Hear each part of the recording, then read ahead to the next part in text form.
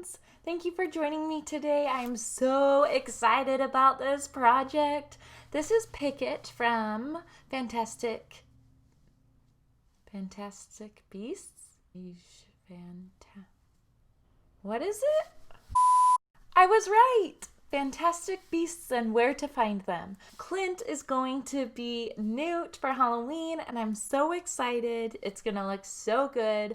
Follow along if you want to see how the whole costume was made. Today, I'm just showing you how I made Pickett from found materials around my house. I hate going to the store, and I don't want to buy new things. So I just walk around my house, find the supplies that I think could work, and that's what I use. Let's jump right in.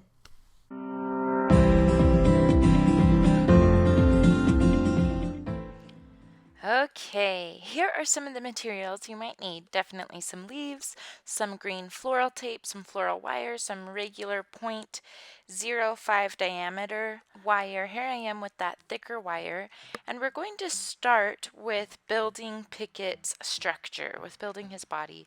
Now I just have a picture of him on my computer, and I'm just referring back to it for size and detail. You can see that I've folded the wire in half, and now I'm twisting it to strengthen his structure, and then I'm going to fold the wire in half again. And this is really important because we want a loop on the top for his head and a loop on the bottom where we can connect his legs and roots.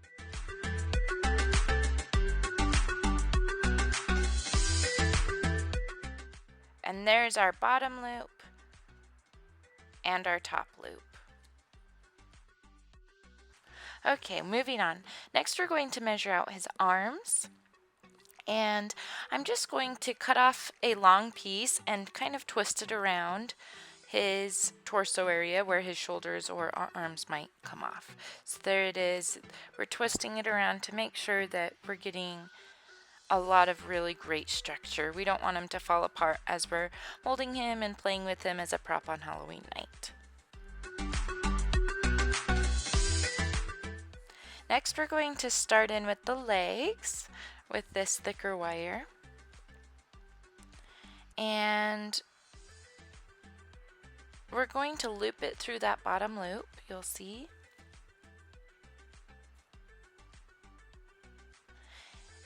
And I actually did the same thing with the body, where you can see I looped it through and then folded both legs in half and twisted it so that both legs also had a loop at the bottom to add in more roots. That's how I'm connecting all of these things, is with those little loops so that I can slide it through and twist it on. I hope that makes sense.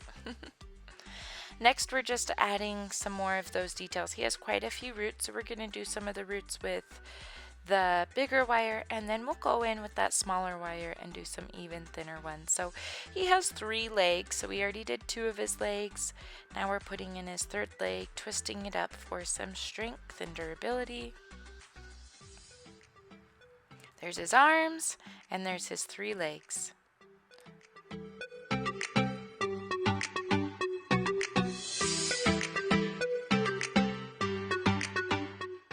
Playing around with it, seeing if he's able to stand up, seeing if the sizing is good.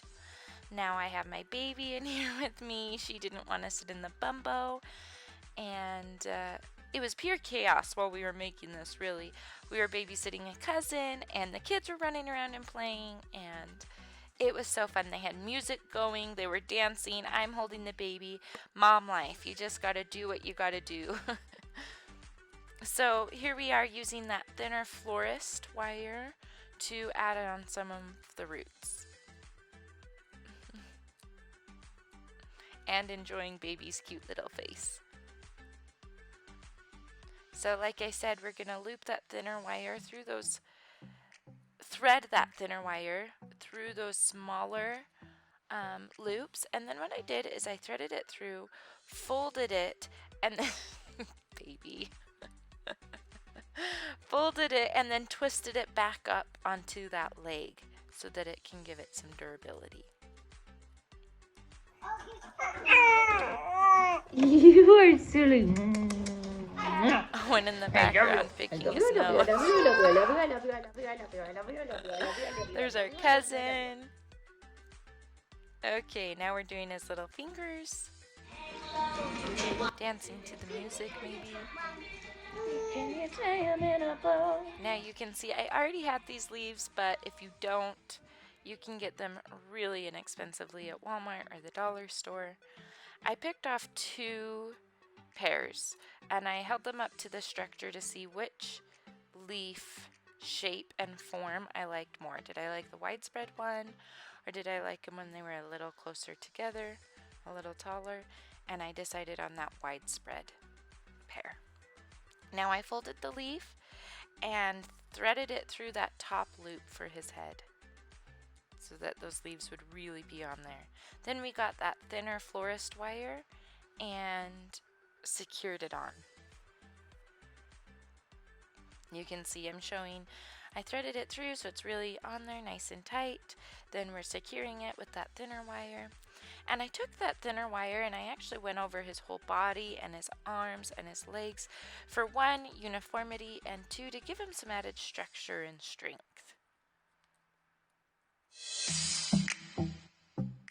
Anywhere where I thought it needed to maybe be a little bit thicker, I also added some of that floral wire.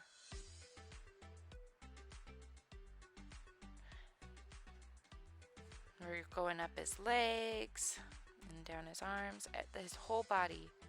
I did some floral wire. Okay, now we're going to start in with the floral tape. This stuff is really cool. It doesn't stick to things, it sticks to itself. That's the biggest thing you need to know about florist tape or floral tape. So I'm sticking it to itself on the head, and then I'm just wrapping it, and the tighter you wrap, the stickier it gets. Now you can see on all of the edges I cut at an angle and then twisted it. That gives us that really sharp edge. You don't want a blunt edge for the roots. You want that really thin, kind of faded out point. So there you can see it's on 2 of the little roots, but not on the other 2, so we twisted it on. And whenever I twisted on the floral wire, I didn't start there on the root. You start up higher on the arm and then work your way down, just so it's really, really secure. And then once you kind of bend these back and forth and give them some shape, it starts to look really, really good.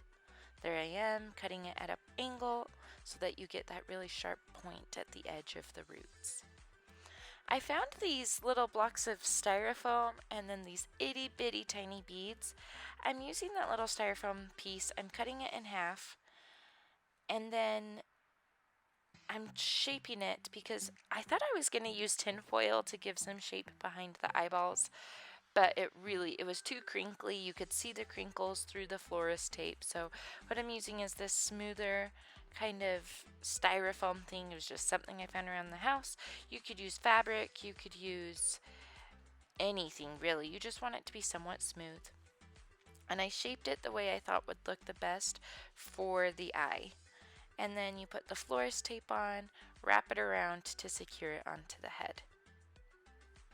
Same thing with the other eye. I'm shaping it with my finger. This whole thing is very moldable, so you just kind of mold it the way you think looks best. So you can see both of his eyeballs are on. Then I got some wire and poked a hole in those little styrofoam eyes we made. I'm kind of making an eye socket for that little bead to go in. And I tested it out to see if it would fit. It needed to be a little bit bigger, so I'm poking at it again. And then I got more of that styrofoam stuff to mold his lips and his mouth. And we are getting that bead right into that eye socket. So what we did is we put it onto the tape, pushed the tape in so it sticks on itself, and then scratched that tape off so that we can see the bead. We wanted it everywhere on the bead except the very edge, the very outer portion, so that we could actually see his eyeball. And there we are, showing his face. You can see his little mouth. You can see his eyes where we built it up with that styrofoam. and then put in the little beads for the eyeballs.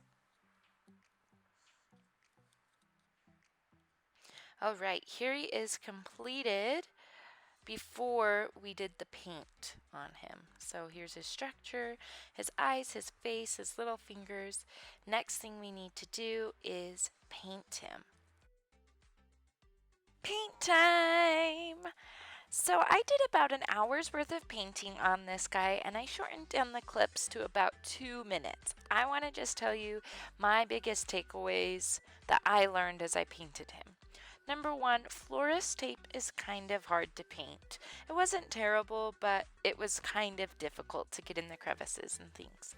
I thought that I was just going to dry brush the whole thing, meaning you have very little paint on your brush and you just kind of wisp it on here and there. I realized later, comparing it to the pictures of Pickett, that it really didn't look that great, and what I ended up doing is actually doing a watered down version of the paint so that the paint was more fluid and could kind of slide into all of those crevices. So, learn from me, do it right the first time, water down your paint, and then really let that watered down mixture slide into all the little nooks and crannies that's hard to get with your brush. You can see that I did some greens and some browns on Pickett's face and body. I noticed that the roots of plants are not actually green. They're that kind of transparency white color.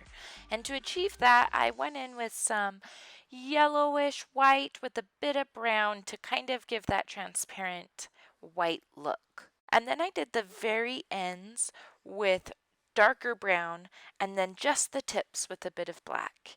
Here he is completely finished.